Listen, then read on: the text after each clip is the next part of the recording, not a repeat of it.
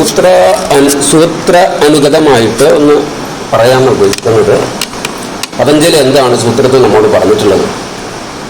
പതഞ്ജലി ആദ്യമായിട്ട് പറയാണ് അധ യോഗ അനുശാസനം. അധ യോഗ അനുശാസനം. അധ ഇനി, അല്ലെങ്കിൽ അധ ഒരു മംഗളാർത്ഥത്തിലും ആവാം. ഇനി നമുക്ക് യോഗം പഠിക്കണം എന്നൊരു തോന്നൽ വന്നാൽ എന്തായി, അത് മംഗളാർത്ഥമാണ്. അധ യോഗാനുശാസനം. രണ്ടാമത്തെ സൂത്രം പതഞ്ജലി പറയാം യോഗ ചിത്തവൃത്തി നിരോധ. യോഗ ചിത്തസ്യ വൃത്തി നിരോധ. അങ്ങനെ ചിത്തത്തിലെ വൃത്തികൾ നിരോധിക്കപ്പെട്ടാൽ, വൃത്തികൾ നിരോധിക്കുക എന്ന് പറഞ്ഞാൽ അതിനെ പണിഷ് ചെയ്ത് കൊല്ലുന്ന രീതിയിലല്ല അദ്ദേഹം പറയുന്നത്. അത് ഒരു പൂർണ്ണ സത്വഭാവത്തിലേക്ക് ചിത്തത്തെ എത്തിക്കുന്നതിനെ കുറിച്ച് പൂർണ്ണ ജാഗ്രത അവസ്ഥയിൽ ചിത്തത്തെ രൂപപ്പെടുത്തിയെടുക്കുന്നതിലേക്കാണ് പറയുന്നത്. ഈ അധ യോഗാനുശാസനം യോഗ ചിത്തവൃത്തി നിരോധ. അങ്ങനെ ചിത്തവൃത്തി നിരോധിക്കപ്പെട്ടാൽ നമുക്ക് നമ്മുടെ ശരിയായ സ്വരൂപത്തെ കാണാൻ പറ്റും. തഥാ അപ്പോൾ ചിത്തവൃത്തി നിരോധിക്കപ്പെട്ടാൽ ദ്രഷ്ടുഃ സ്വരൂപേ അവസ്ഥാനം, ആ സ്വരൂപത്തെ നമുക്ക് കാണാൻ പറ്റും. അങ്ങനെ സ്വരൂപത്തിലല്ലെങ്കിൽ അല്ലാത്ത അവസ്ഥയിൽ വൃത്തികൾ ഉണ്ടായിരിക്കും. തഥാ ദ്രഷ്ടുഃ സ്വരൂപേ അവസ്ഥാനം വൃത്തി സാരൂപ്യമിതരത്ര. അല്ലാത്ത അവസ്ഥയിൽ വൃത്തികൾ സാരൂപ്യമായിരിക്കും, അല്ലെങ്കിൽ വൃത്തികൾ അവിടെ ഉണ്ടായിരിക്കും. ആ വൃത്തികളെ കുറിച്ച് പറയുകയാണ്. എന്തൊക്കെയാണ് വൃത്തികൾ? വൃത്തയഃ വൃത്തികൾ പഞ്ചതയ്യഃ 5 പ്രകാരമാണുള്ളത്. ക്ലിഷ്ട അക്ലിഷ്ട, ക്ലിഷ്ടമായതും അക്ലിഷ്ടമായതും. കുറച്ച് വിഷമമുള്ള വൃത്തികളും ലളിതമായ വൃത്തികൾ. അധ യോഗാനുശാസനം യോഗ ചിത്തവൃത്തി നിരോധ.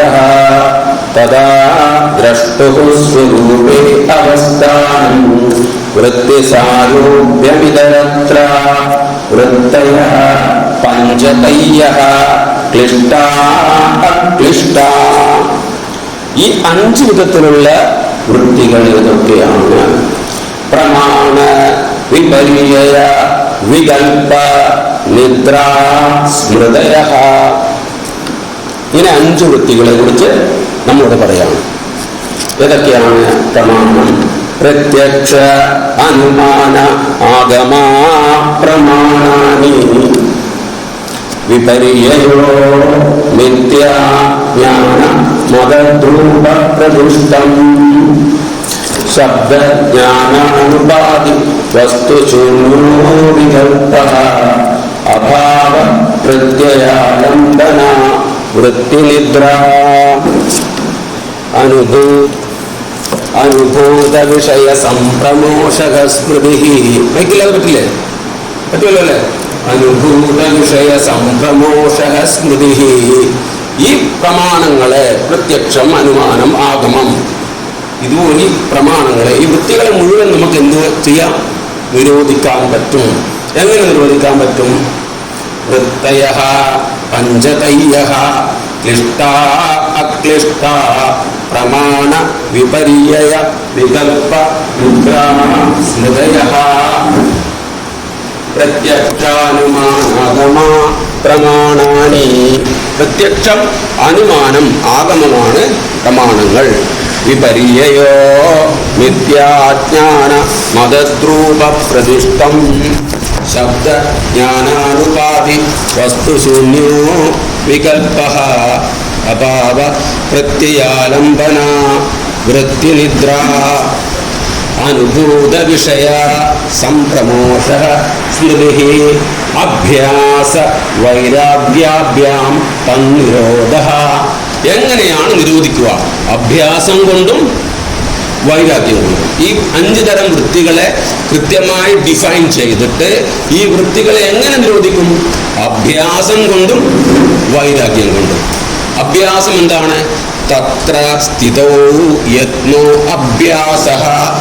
നമ്മൾ കുത്തിയിരുന്ന് കൃത്യമായിട്ട് പഠിക്കണം. സ്ഥിരമായിട്ടിരുന്ന് പഠിച്ചാലേ നടക്കുള്ളൂ. തത്ര സ്ഥിതോ യത്നോ അഭ്യാസഃ. അതോ കുറച്ചു കാലം മതിയോ? കുറേ കാലം വേണം. സതോ ദീർഘകാല നൈരന്തര്യ സത്കാര സേവിതോ ഏവ ദൃഢഭൂമിഹി. ഏവാൻ ചെറുതാണ്. നിർബന്ധമായിട്ടും നിരന്തരം ദീർഘകാലം പ്രാക്ടീസ് ചെയ്താലേ ഇത് ദൃഢഭൂവായിട്ട് ഭവിക്കുകയുള്ളൂ. എന്നിട്ടെന്താണ് അടുത്ത് പറയുന്നത്? തത്ര സ്ഥിതൗ യത്നോ അഭ്യാസഃ സതു ദീർഘകാല നൈരന്തര്യ സത്കാര സേവിതോ ദൃഢഭൂമിഹി. ഈ ഒരു കാര്യമായിരിക്കും നമ്മുടെ ഹംസ വിദ്യ എന്ന ഒരു സാധനം എവിടെ നിന്നാണ് വരുന്നത്? കാരണം എങ്ങനെ ചെയ്യാം? ഈ യോഗമാർഗം ആരംഭിക്കുന്നിടത്ത് ഇവിടെ നിന്നാണ്. നമ്മളെ ഈ സാധനാക്രമത്തിൻ്റെ ഇവിടെ നമ്മൾ കൂടിയിരിക്കുന്നതിന് വേണ്ടിയിട്ടാണ്. ഇതെങ്ങനെ തുടങ്ങാം, എങ്ങനെ പ്രാക്ടീസ് ചെയ്യാം, അത് ഇന്നൊരു ക്ലാസ് കൊണ്ടോ വർഷങ്ങൾ കൊണ്ടോ ഒന്നും നടക്കാൻ പറ്റുന്നതാവണമെന്നില്ല ആ അവസ്ഥ. എന്നിട്ട് പറയുന്നത് അഭ്യാസം കൊണ്ടും വൈരാഗ്യം കൊണ്ടെന്നാണ് പറഞ്ഞത്. അഭ്യാസത്തെ കുറിച്ച് പറഞ്ഞു. അത് ദീർഘകാലം നിരന്തരമായി പ്രയത്നിച്ചാലേ നേടാൻ പറ്റും. അതോടൊപ്പം ഇങ്ങനെ പ്രയത്നിച്ചുകൊണ്ട് കാര്യമില്ല. എന്തുകൊണ്ട്? തീവ്രമായ ആഗ്രഹം വേണം. വേണ്ടേ? വൈരാഗ്യം വേണം. എനിക്ക് ആ യോഗ ഭൂമികയിലേക്ക് എത്തിയേ പറ്റുമെന്ന അവസ്ഥയുണ്ടാവണം. ആ അവസ്ഥയാണ് വൈരാഗ്യം. ദൃഷ്ടാൻ ശ്രവിക വിഷയ വിതൃഷ്ണസ്യ വശീകാര സംജ്ഞാ വൈരാഗ്യം. കണ്ടതും കേട്ടതും ഈ ലോകത്തിലെ ഈ വൃത്തികൾ ഉൽപ്പാദിപ്പിക്കുന്ന എല്ലാറ്റിൽ നിന്നും തിരിച്ചു നടക്കാനുള്ള ഒരു ഭാവവിശേഷം നമ്മളിൽ ഉണ്ടാവണം. അഭ്യാസവും വേണം. വേദാന്തത്തിലൊക്കെ പറയുന്ന പോലെ മോക്ഷമേ ഭൂയാത് ഇതീച്ഛ. അതുപോലെ കൈവല്യത്തിന് വേണ്ടിയിട്ട് നിത്യനിരന്തരമായി പ്രയത്നിക്കുവാനുള്ള ഒരു മനസ്സും ഒരു തീവ്രമായ ഹൃദയത്തിന്റെ ഉള്ളിൽ നിന്ന് വരുന്ന ഒരാഗ്രഹവും അതോടൊപ്പം അതിനു വേണ്ടിയുള്ള പ്രയത്നവുമാണ് യോഗം. തത്പരം അങ്ങനെ ആയാലോ പുരുഷഖ്യാതേ ഗുണവൈദൃഷ്ണ്യം. അപ്പോഴേ പുരുഷഖ്യാതി ഉണ്ടാവുള്ളൂ. ഇപ്പോഴെന്തോ നമുക്ക് എന്ത് ഖ്യാതിയുള്ളത്? പല ഖ്യാതികളാണുള്ളത്. പുരുഷഖ്യാതി ഉണ്ടോ? യോഗാംഗ അനുഷ്ഠാനത്തിലേക്ക് കടന്നു വന്നാൽ മാത്രമേ പുരുഷഖ്യാതി ഉണ്ടാവുള്ളൂ. തത്പരം പുരുഷഖ്യാതേ ഗുണവൈദൃഷ്ണ്യം. എന്നിട്ടോ ആ പുരുഷഖ്യാതി ആദ്യം നമുക്ക് എന്താ ഉണ്ടാവുക? ഒരു സമ്പ്രജ്ഞാത സമാധിഭാവത്തിലാണ് നമ്മളിൽ വരിക. നമ്മൾ കൃത്യമായിട്ട് പഠിക്കാൻ തുടങ്ങുമ്പോൾ എന്താ? ഒരു തെളിച്ചം വരും. ആ തെളിച്ചം വരുന്നതിനെ കുറിച്ച് പറയാണ്. ദ്രഷ്ടാനു ശ്രവി തത്പരം പുരുഷഖ്യാതേ ഗുണവൈദൃഷ്ണ്യം വിതർക്ക വിചാര ആനന്ദ അസ്മിത അനുഗമാത് സംപ്രജ്ഞാതഃ. വിതർക്കം. നമുക്ക് ആദ്യം ഇതൊക്കെ ചെയ്യുന്നത് തോന്നും ശരിയാണ്. നമ്മൾ നമ്മുടേതായ യുക്തിയിൽ അതിനെ ഇതിനൊക്കെ കാര്യമുണ്ടോ എന്നൊക്കെ തോന്നും. പിന്നെ നമ്മൾ കുറച്ചുകൂടി വിചാരം ചെയ്യും. ആ വിചാരത്തിൽ കുറച്ചുകൂടി ക്ലാരിറ്റി ഉണ്ടാവും. അങ്ങനെ നമുക്ക് മനസ്സിലാവുന്നുണ്ടല്ലോ എന്ന് തോന്നുമ്പോൾ ആനന്ദം ഉണ്ടാവും. ആ ആനന്ദത്തിന്റെ അപ്പുറത്തൊരു അസ്മിതയുണ്ടാവും. എനിക്കത് അറിയാൻ പറ്റിയല്ലോ എന്ന സൂക്ഷ്മമായ അഹംബോധത്തോടു കൂടിയുള്ള ഒരു ആനന്ദം. അങ്ങനെ ഒരു സംപ്രജ്ഞാതാവസ്ഥ ഉണ്ടാവും. വിതർക്ക വിചാര ആനന്ദ അസ്മിതാനുഗമാത് സംപ്രജ്ഞാതഃ. ഇത് സംപ്രജ്ഞാത ബോധമാണ്. നമ്മളവിടെ ഉണ്ട്, നമ്മളവിടെ ഇല്ലാത്തൊരവസ്ഥയുണ്ട്. അതടുത്ത തത്പരം, അതിനപ്പുറം പുരുഷഖ്യാതേ ഗുണവിദഗ്ധ വിചാരാനന്ദാസ്മിതാനുഗമാത് സംപ്രജ്ഞാതഃ. പിന്നെയോ വിരാമ പ്രത്യയ അഭ്യാസപൂർവ സംസ്കാരശേഷോന്യ. എല്ലാ പ്രത്യയങ്ങളും വിരാമമാവും. പ്രത്യയങ്ങളോ എല്ലാ കാലവാചിത്വവും ദേശവാചിത്വം ഒക്കെ പ്രത്യയങ്ങൾ. രാമ ശബ്ദ രാമൻ, രാമനിൽ നിന്ന് ഓടുന്നു, ഓടും, ഓടട്ടെ, ഇങ്ങനെ പ്രത്യയങ്ങളിൽ നിന്നാണ് കാലവാചിത്വം ദേശഭാഗങ്ങളുണ്ട്. ആ പ്രത്യയങ്ങൾ ഒടുങ്ങുന്ന എന്താ വൃത്തി പൂർണ്ണമായിട്ടും വിരാമത്തിലേക്കെത്തും. വിരാമ പ്രത്യയാഭ്യാസ പൂർവ സംസ്കാരശേഷോ അന്യ. ആ ഒരു അവസ്ഥയിൽ നമ്മൾ എത്തിയെന്ന് കരുതുക. അപ്പോ പറയും, ഇത് ആർക്ക് വേണ്ടിയിട്ടാണ് പറയുന്നത്? എത്താത്തവർക്ക് വേണ്ടിയിട്ടാണ് പറയുന്നത്. നമ്മുടെ മനുഷ്യന്മാർക്ക് വേണ്ടിയിട്ടാണ് പറയുന്നത്. പ്രാക്ടീഷണേഴ്സിന് വേണ്ടിയിട്ടാണ് പറയുന്നത്. ഇത് ഉപായമായിട്ടാണ് പറയുന്നത്. എന്തായാലും പതഞ്ജലി പറയുന്നു, ഈ ഉപായങ്ങളൊന്നും ചെയ്യാതെയും ഈ അവസ്ഥയിൽ എത്തിയ ഒരുപാട് ആളുടെ ഉണ്ട്. അവരാരാണ്? ഭവപ്രത്യയോ വിദേഹ പ്രകൃതിലയാനാം. ജനിക്കുന്ന സമയത്ത് തന്നെ ഒരു മുക്താവസ്ഥയിൽ കുറെ ആളുണ്ടാവും. അതെങ്ങനെയാ നേടിയെന്ന് പറയാൻ പറ്റില്ല. അങ്ങനെയുള്ള ചിത്താവസ്ഥയിലുള്ള ആളും ഇവിടെ ഉണ്ട്. നമുക്കൊക്കെ ജന്മഗുണം ഉള്ളത് കൊണ്ടാണ്, അല്ലെങ്കിൽ ഭവപ്രത്യയം ഉള്ളത് കൊണ്ടാണ്, ഭവിച്ചപ്പോൾ തന്നെ പ്രത്യേക ഉപശാന്തി ഉള്ളത് കൊണ്ടാണ് ഇത് വന്നത്. എന്നിട്ടും പറയുകയാണ്, നമുക്ക് ജന്മത്തിൽ കൊണ്ട് കുറച്ച് കിട്ടും, ഔഷധം കൊണ്ട് കിട്ടും. ഔഷധം എന്ന് പറഞ്ഞു കഴിഞ്ഞാൽ വിഹിത ആഹാര ഔഷധം എന്നാണ്. നമുക്ക് വേണ്ടത് മാത്രം കഴിക്കുന്നതാണ് ഔഷധം, അല്ലാതെ ഡ്രഗ് അടിച്ചിട്ട് കിട്ടുന്നതാണെന്നല്ല. ഔഷധം എന്ന് പറഞ്ഞാൽ വേണ്ടത് കാതിനും, വേണ്ടത് കണ്ണിനും, വേണ്ടത് ഉപസ്ഥത്തിനും, പഞ്ചജ്ഞാനേന്ദ്രിയങ്ങൾക്കും പഞ്ചകർമ്മേന്ദ്രിയങ്ങൾക്കും വേണ്ടത് കഴിക്കുന്നതാണ് ഔഷധം. ജന്മ ഔഷധ, തപസ്, ജന്മ ഔഷധ, പിന്നെ സ്വ അധ്യായം, ഇതെല്ലാം കൊണ്ട് സമാധി ഉണ്ടാവും. ജന്മ ഔഷധ തപ സമാധിജാഹ. തപസ് കൊണ്ടും സമാധി ഉണ്ടാവും. ആ സമാധി ഉണ്ടാവാൻ വേണ്ടിയിട്ടാണ് ജന്മത്താൽ നമുക്ക് കുറെ ഗുണങ്ങളുണ്ട്. അതുകൊണ്ട് ഇവിടെ വന്നിട്ടുണ്ടാവുക. പിന്നെന്ത് വേണം? ഔഷധ സേവ വേണം. മരുന്നല്ല, നമ്മുടെ ചിത്തത്തിനും ഇന്ദ്രിയങ്ങൾക്കും വേണ്ട വിഹിതമായ ആഹാരങ്ങൾ കഴിക്കണം. ഔഷധം. തപസ്, യോഗാംഗാനുഷ്ഠാനം തന്നെയാണ് തപസ്. അതിന്റെ ഭാഗമായിട്ട് സമാധി ഉണ്ടാവും, അപ്പസിദ്ധി ഉണ്ടാവും. ജന്മ ഔഷധ തപസ്സമാധിജാഹ സിദ്ധയ. വേറെ സ്ഥലത്തോടെ വെച്ചതാണത്. ഭവപ്രത്യയോ വിദേഹ പ്രകൃതിലയാനാം പറഞ്ഞു. ഇനി എങ്ങനെയാണ് നമ്മളിൽ ഈ ചിത്തവൃത്തി നിരോധഭാവങ്ങൾ രൂപപ്പെട്ടു വരുന്നത് എന്നാ പറയുന്നുണ്ട്. ശ്രദ്ധ എന്നുണ്ടാവുക. അതെന്ത് വേണം? ശ്രദ്ധ വേണം. ഇത് ചെയ്യുന്നതിന് അല്ല പഠിക്കുന്നതിന് വേണ്ടിയിട്ട് ശ്രദ്ധ ഇൻ ഡീറ്റെയിൽ ആയിട്ട് നമ്മളതിൽ മുഴുകണം. ആ ശ്രദ്ധ വരുമ്പോൾ നമുക്ക് എന്തുണ്ടാവും? വീര്യം ഉണ്ടാവും. ശ്രദ്ധയില്ലെങ്കിലോ എന്തല്ലോ കണക്കാ പറയുള്ളൂ, അല്ലേ? ശരിയല്ലേ? നമ്മൾ ഉള്ളിൽ വരികയാണെങ്കിലോ വീര്യം ഉണ്ടാവും, അല്ലെ? ശ്രദ്ധ, വീര്യ, സ്മൃതി ഉണ്ടാവും. അല്ല, ഓർമ്മയുണ്ടാവോ? കിട്ടാവ് നോക്കിക്കൊണ്ട് കേട്ടത് വേണ്ടല്ലേ? ഉണ്ടാവോ? ശ്രദ്ധ, വീര്യ, സ്മൃതി, സമാധി, പ്രജ്ഞ. സമാധി പ്രജ്ഞ ഒന്നിച്ച് വായിക്കണം. സമാധി പ്രജ്ഞ രണ്ടാകരുത്. സമാധി കൊണ്ടൊരു പ്രജ്ഞ ഉണ്ടാവും. ശ്രദ്ധ, വീര്യ, സ്മൃതി, സമാധി, പ്രജ്ഞാപൂർവകമിതരേഷാം. പറയണം, നമ്മോട് തന്നെ പറയുന്നത്. We have to stay in such a way. അങ്ങനെ കിട്ടുള്ളൂ. ശ്രദ്ധ വേണം, വീര്യം വേണം, പിന്നെയോ ശ്രദ്ധ, സ്മൃതി വേണം. സ്മൃതി ഇല്ലെങ്കിൽ ഒന്നും കാര്യമില്ല. പഠിച്ചത് ഓർമ്മ വേണ്ടേ? ഇന്നലെ ചെയ്തത് ഓർമ്മ വേണ്ടേ? ഒന്ന് കേട്ടാൽ ഇതിന്റെ അർത്ഥം മനസ്സിലാവണ്ടേ? ബുദ്ധിയുള്ളവരൊക്കെ ഇത് പറ്റും. മന്ദബുദ്ധികൾക്ക് വഴിയുണ്ട്. ഏതാണ്?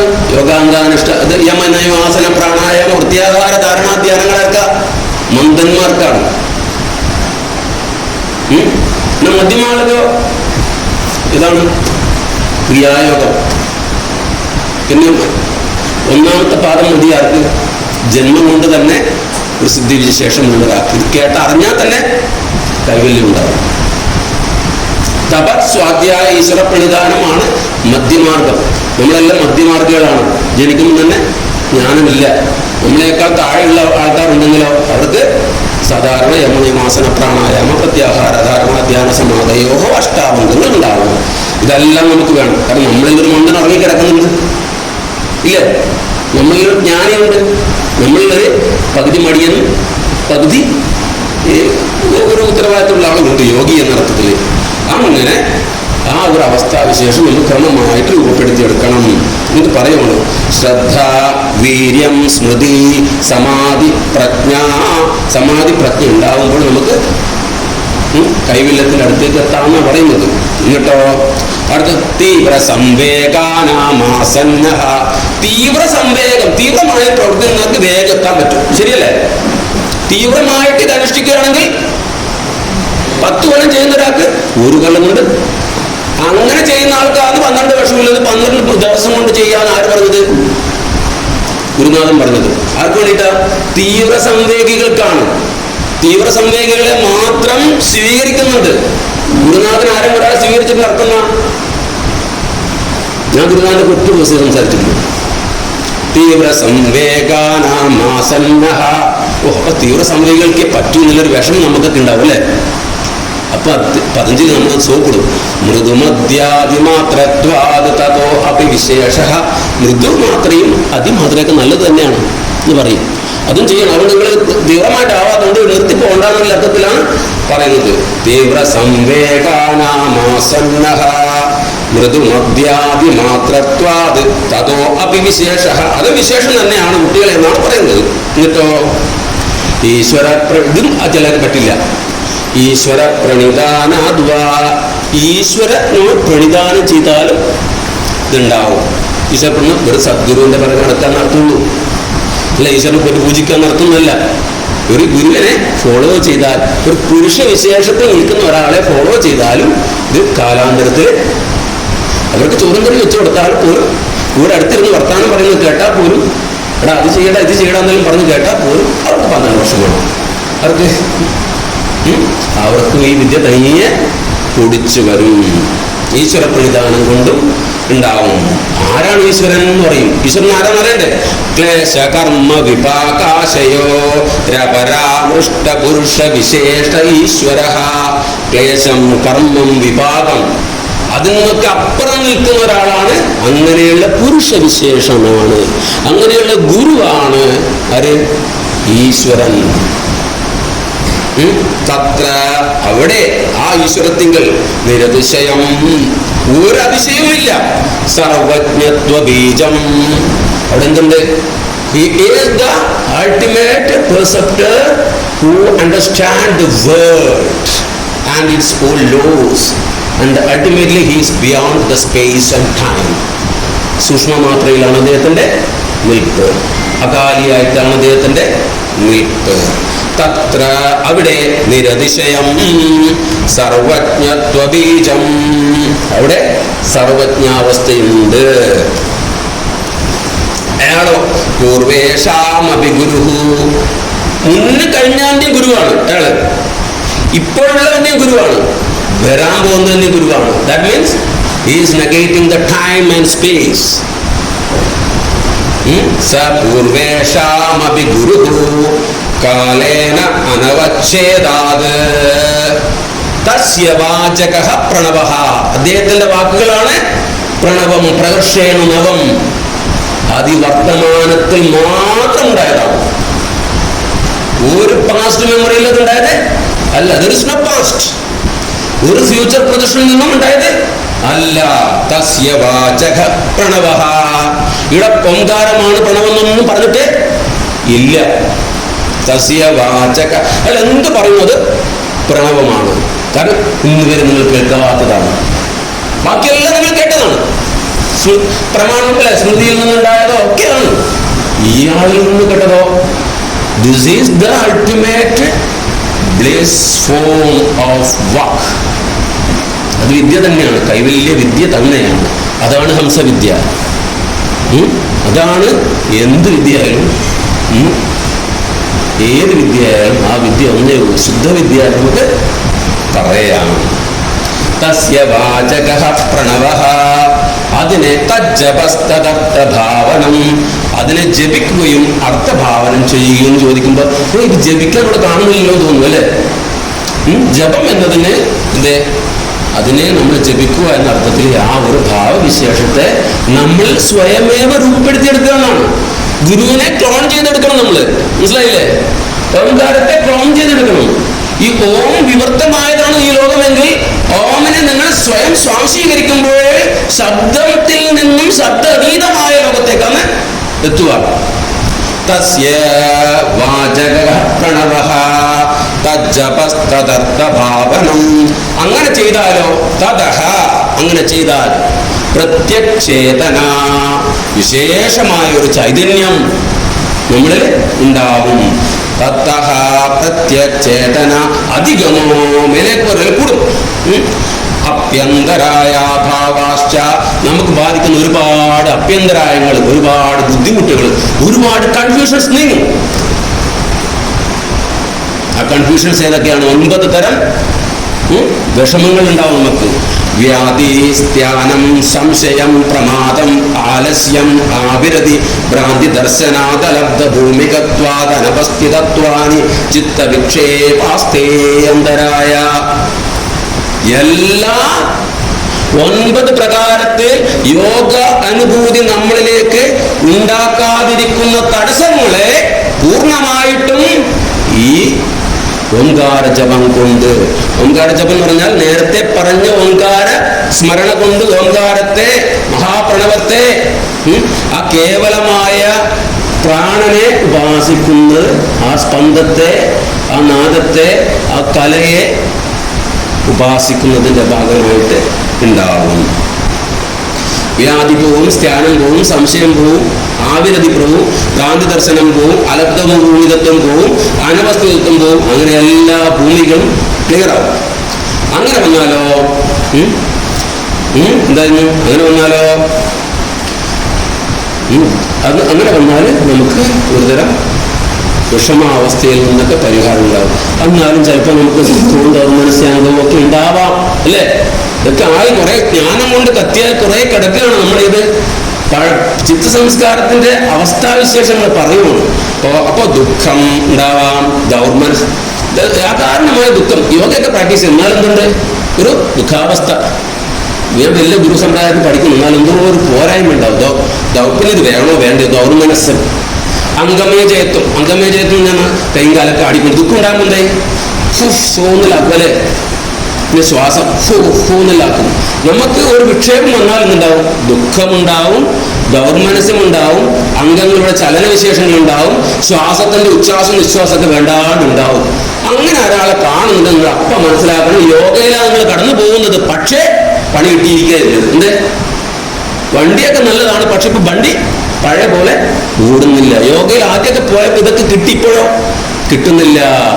അത് അപ്പം നാം വിക്ഷേപം കയറിയിട്ടുണ്ടെന്ന് മനസ്സിലാക്കണം. ഇത് 1, 2, 3, 4, 5 ഇങ്ങനെ ക്രമത്തിലാണ് യോഗസൂത്രം ഉള്ളത്. ഒരു വണ്ടിയിൽ ഇടക്കേറ്റാൻ നമുക്ക് പറ്റില്ല, ഒരു സൂത്രത്തിൽ ഇടക്കേറ്റാൻ പറ്റില്ല. അപ്പോ അങ്ങനെ വരുന്ന സമയത്ത് എന്താ പറയാ? തത്പ്രതിഷേധാർത്ഥമേക തത്വാഭ്യാസ. ഇതിനെ ബോധപൂർവം ഇല്ല, ഞാൻ അതിലേക്ക് പോവില്ല. കുറച്ചു കാലം യോഗ ഭൂമിയിലൊക്കെ പോയി പിന്നെ ഇപ്പൊ അവസാനം അവിടെയൊക്കെ പോകുന്ന അവസ്ഥ വന്നു കഴിഞ്ഞാൽ എന്ത് വേണം?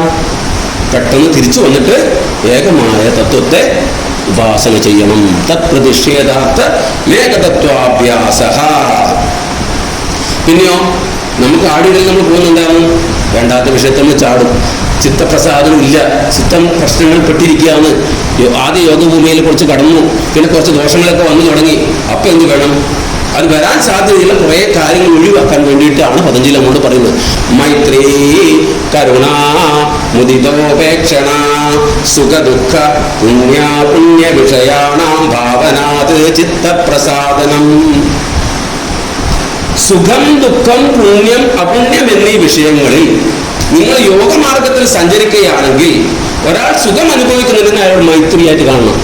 ഒരു ഭയങ്കര സുഖമാണ്, ഒരു സുഖം നിർത്തണം നമ്മൾ ചിന്തിക്കരുത്. മൈത്രി ഉണ്ടാകണം.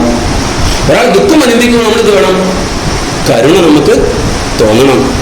ഇത് ലോകത്തിലേക്ക് യോഗ സഞ്ചരിക്കുമ്പോഴേ ഇത് വേണ്ടു. സുഖം, ദുഃഖം. ഒരാൾ പുണ്യം ചെയ്യുമ്പോൾ എന്ത് വേണം? സന്തോഷം ഉണ്ടാവണം. ഓൻ്റെ ഒരു ഒടുക്കത്തെ പുണ്യം നമ്മൾ പറയാൻ പാടില്ല. ആരെങ്കിലും ഒരാളെ വിഷമിപ്പിക്കുന്നുണ്ടെങ്കിലോ ഉപേക്ഷിക്കണം.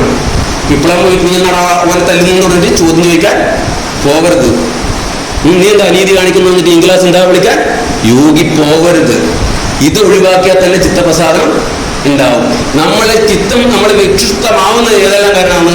മൈത്രി, കരുണ, മുദിതോപേക്ഷണം. ഈ വിഷയങ്ങൾ സുഖം, ദുഃഖം, പുണ്യം, അപുണ്യം വിഷയങ്ങളിൽ മൈത്രിക്ക് മൈത്രി ഉണ്ടാവില്ല, കരുണ വേണ്ടിയിട്ട് കരുണ ഉണ്ടാവില്ല, സന്തോഷം ഉണ്ടാവില്ല.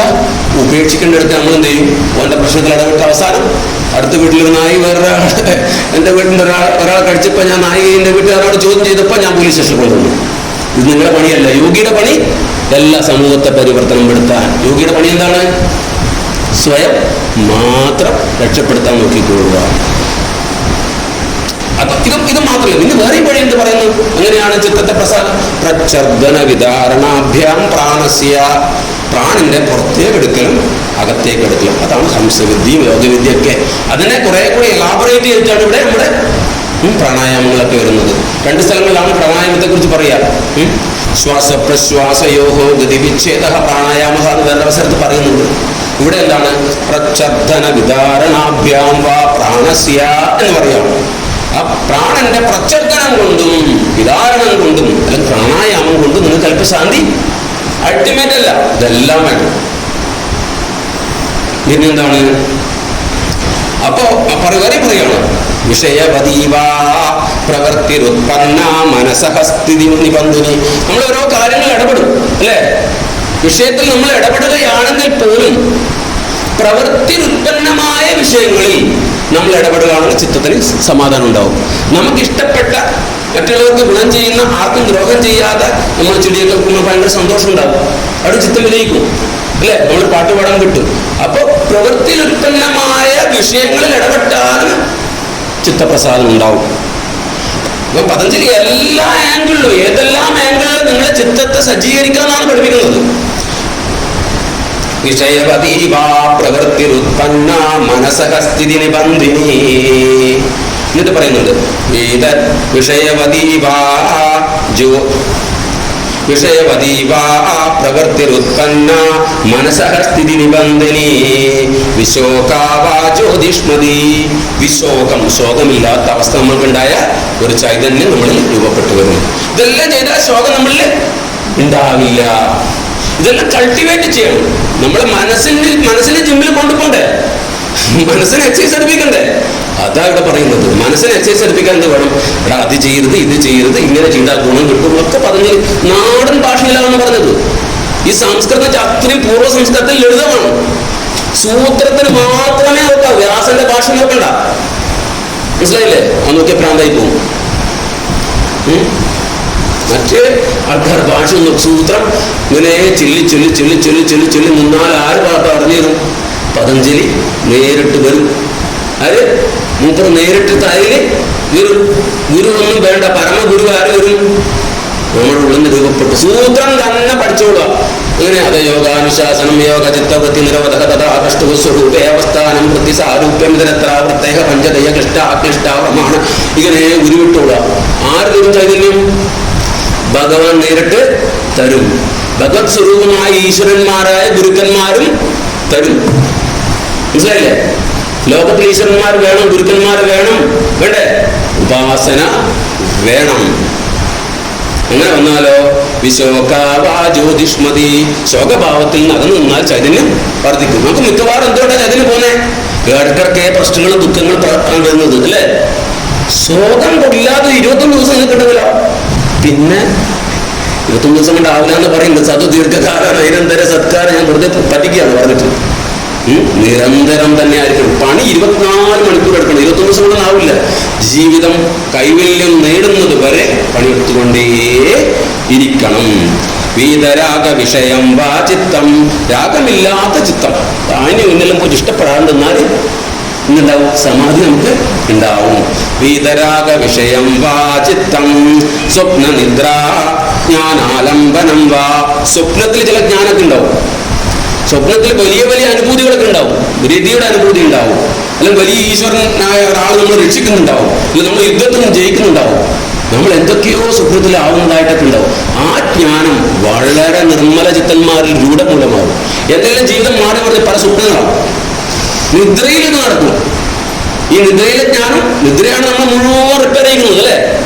ആ നിദ്രയിലും സ്വപ്നത്തിലെയും നിദ്രയിലും ജ്ഞാനത്തെ ആലംബനം ചെയ്താലും നിങ്ങൾക്ക് ചിത്തത്തില് പ്രസന്നത വരും, ചിത്തപ്രസാദനം ഉണ്ടാവും. പതഞ്ജലി പറയുന്നത് നോക്കൂ, 1, 2, 3, 4 എണ്ണി പറയാണ്. വേറെ എവിടെ ഒരു മാജിക്കും ഇല്ല, ഉണ്ടോ? It is A maths text, ഒരു ഗണിതമാണ്. വീതരാഗ വിഷയം വാ ചിത്തം സ്വപ്ന നിദ്ര ജ്ഞാനാലംബനം വാ. പിന്നെയോ യഥാഭിമത ധ്യാനാദ്വ, അഭിമതമായ സമ്പ്രദായത്തിലുള്ള ധ്യാനം കൊണ്ടും ചിത്തത്തിന്റെ പ്രസാദം ലഭിക്കും. യഥാ അഭിമതം, അനഭിമതം എന്ന് പറയുന്നില്ല. അഭിമതമായ ധ്യാനങ്ങളൊക്കെ ഉണ്ട്, തന്ത്രത്തിൽ അനഭിമതമുണ്ട്, രതിയിലൊക്കെ ധ്യാനിക്കുന്ന അവസ്ഥകൾ തന്ത്രത്തിലുണ്ട്. ഇവിടെ എന്ന് പറയുന്നത് ഇത് യഥാഭിമത ധ്യാനാദ്വാ പറയുന്നു. അങ്ങനെ വന്നാലോ പരമാണു പരമമഹത്തത്വാന്തു അസ്യ വശീകാരഃ, ഈ കേവല ബിന്ദുവിൽ നിന്നും അവ്യക്തമായ തത്വം വരെയുള്ള ലോകത്തിന്റെ വശീകരണം നമുക്ക് സംഭവിക്കും. വശീകരണത്തിന്റെ ഒരു ചൈതന്യ വിശേഷം നമുക്കുണ്ടാവും എന്നാണ് പറയുന്നത്. പരമാണു പരമമഹത്തത്വാന്തോ അസ്യ വശീകാരഃ. ആ ഒരു വശീകരണം നമ്മൾ വന്നാലോ എല്ലാ വൃത്തികളും ക്ഷീണമാകും. വൃത്തികളുണ്ടായിരുന്നു അവിടെ, വൃത്തികൾ നശിച്ചിട്ടില്ല, ചിത്തത്തിൽ നിരോധിക്കപ്പെട്ടിട്ടില്ല, നിരുദ്ധ ഭൂമികയിൽ എത്തിയിട്ടില്ല. എത്തിയോ? ക്ഷിപ്തത്തിലോ മൂഢത്തിലോ വിക്ഷിപ്തത്തിലോ ഏകാഗ്രത്തിലേ എത്തിയിട്ടുള്ളൂ. 5ാമത്തെ ഭൂമികയിൽ എത്തിയിട്ടില്ല. അവിടെ എത്തും. ഇവിടെ പരമാണു പരമമഹത്തത്വാന്തോ അസ്യ വശീകാരഃ. ഈ ലോകത്തെ ക്രിയയും വികാരങ്ങളൊന്നും ഉണ്ടാവില്ല, ഒന്നിനോടും താതാത്മ്യം ഉണ്ടാവില്ല. നമ്മൾ കാണുന്ന രാഗീത രാഗങ്ങൾ ഉണ്ടാവില്ല, ക്ലേശകർമ്മ വിഭാഗങ്ങളൊന്നും ഉണ്ടാവില്ല. ഈ അൾട്ടിമേറ്റ് റെബലിയസ് സ്പിരിറ്റ്. അങ്ങനെ റെബലിയസ് സ്പിരിറ്റ് ആയിട്ടാണ് ഞാൻ ബാലകൃഷ്ണ സ്വാമിനെ കാണുന്നത്. He was a revolutionary and I associate with his group on those times. It was a left extremist group. അപ്പോൾ അത് ഞാൻ ജസ്റ്റ് പറഞ്ഞുള്ളൂ. പരമാണു പരമമഹത്തത്വാന്തോ അസ്യ വശീകാരഃ ക്ഷീണവൃത്തേരഭിജാതസ്യൈവ. അങ്ങനെ വൃത്തികളൊക്കെ ക്ഷീണമായാലോ നമ്മളൊരു സ്ഫടികമണി പോലെയാവും. ഒരു സ്ഫടികമണി, നല്ല ശുദ്ധ സ്ഫടികം, പലതിനെയും നമ്മളിങ്ങനെ പഠിപ്പിക്കും. ഒരു സുന്ദരിനെ വെച്ചാൽ സുന്ദരിയെ കാണും, ഒരു പൂവിനെ വെച്ചാൽ പൂവിനെ കാണും. അതുപോലെ ഈ ശുദ്ധ സ്ഫടികാവസ്ഥയിൽ എത്തിയാൽ നമ്മൾ വിഷയങ്ങളിലെല്ലാം ഇങ്ങനെ ഇടപഴകിയാലും അതൊന്നും സ്ഫടികത്തിന് ബാധിക്കുമോ? അങ്ങനെയുള്ള വൃത്തി ക്ഷീണമായാലും ഇങ്ങനെ ഫ്ലോട്ട് ചെയ്യുന്ന അവസ്ഥയായിരിക്കും. മനസ്സിലായില്ലേ? അയാളൊരു സ്ത്രീയോട് ഇങ്ങനെ വർത്താനം പറഞ്ഞാലോ, ഒന്ന് കൈയിടാൻ തൊട്ട് കഴിഞ്ഞാലോ അത് പീഡനം തോന്നില്ല. തോന്നുമോ? അയാൾ തന്നെ വിട്ടിട്ടാണ് നിൽക്കുന്നത്. മനസ്സിലായില്ലേ? അയാളുടെ കർമ്മങ്ങളൊക്കെ ഒരു കർമ്മ വിപര്യങ്ങൾക്കപ്പുറം നിൽക്കും. പരമാക്ഷീണവൃത്തേരഭിജാതസ്യൈവ മണേർഗൃഹീതഗ്രഹണഗ്രാഹ്യേഷു തതസ്തഞ്ജനതാ സമാപത്തി. ആ സമാപത്തി ഭാവത്തിലേക്ക് അടുത്തെടുത്തുകൊണ്ടിരിക്കുകയാണ്. സമാധി, വലിയ സമാധിക്ക് വരാനുണ്ട്. ഇത് തസ്യാഭിനിരോധേ സർവനിരോധാത് നിർബീജ സമാധി എന്ന അവസ്ഥയിലേക്കൊക്കെ പറയും. 51ാമത്തെ സൂത്രം ലാസ്റ്റ്. എന്നിട്ടും പറയാം. പിന്നെ കുറെ അതുമായിട്ട് ശബ്ദാർത്ഥജ്ഞാന വികൽപ്പൈഹി സങ്കീർണ സവിതർക്ക സമാപത്തി. ശബ്ദാർത്ഥജ്ഞാന വികല്പങ്ങൾക്കും അതീതമായിട്ടുള്ള സമാപത്തിയെ കുറിച്ച് പറയുന്നു.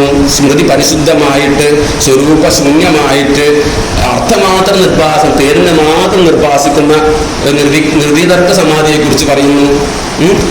സ്മൃതി പരിശുദ്ധോ സ്വരൂപശൂന്യേ വാക്തമാത്ര നിർഭാസ നിർവിതർക്ക. ആ നിർവിതർക്കം തന്നെ സവിചാര നിർവിതർക്കമുണ്ട്. ഇല്ലേ? സബീജ ഏതയൈവ, അതാവട്ടെ സവിചാര നിർവിചാര സൂക്ഷ്മ വിഷയ വ്യാഖ്യാത. അത് മനസ്സിന്റെ സൂക്ഷ്മമായ സമാധി ഭൂമികളെ കുറിച്ച്, നമ്മുടെ പ്രത്യേക ഭൂമികളെ കുറിച്ച് കീറി മുറിച്ച് 3-4 വിധത്തിൽ പറയുകയാണ്. സൂക്ഷ്മ വിഷയത്വം അലിംഗ പര്യവസാനം. ഈ സൂക്ഷ്മ വിഷയത്തെ എവിടെ എത്തുക? അലിംഗ പര്യവസാനം, അലിംഗത്തിന്റെ മഹത്വത്വത്തിലേക്ക് എത്തും. ലിംഗമില്ലാത്ത അവസ്ഥയിൽ ഇപ്പൊ നമ്മൾ ആണും പെണ്ണുമായിട്ടുള്ളത്. പ്രകൃതിക്കോ ഒരു ലിംഗവും ഇല്ല. ലിംഗമില്ലാത്തത് കൊണ്ട് തന്നെ വിഷയവും ഇല്ല. പ്രപഞ്ചം ഉണ്ടായെന്ന് ചോദിച്ചാൽ ഇല്ല എന്നല്ല പറയും. കാരണം ഗൗഡപാദൻ ഈ സാംഖ്യസൂത്രത്തിന് വ്യാഖ്യാനം എഴുതിയിട്ടുണ്ട്.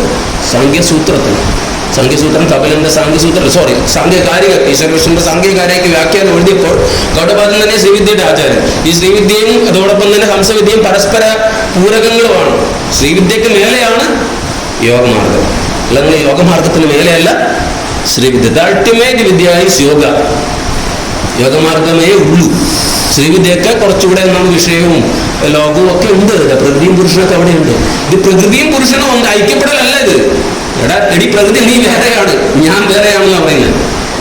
നിന്റെ സഹായത്തിലല്ല, ഞാനല്ലാതിരിക്കുന്ന എല്ലാം എനിക്ക് വേണ്ടെന്ന് പ്രഖ്യാപിക്കുകയാണ് ചെയ്യുന്നത്.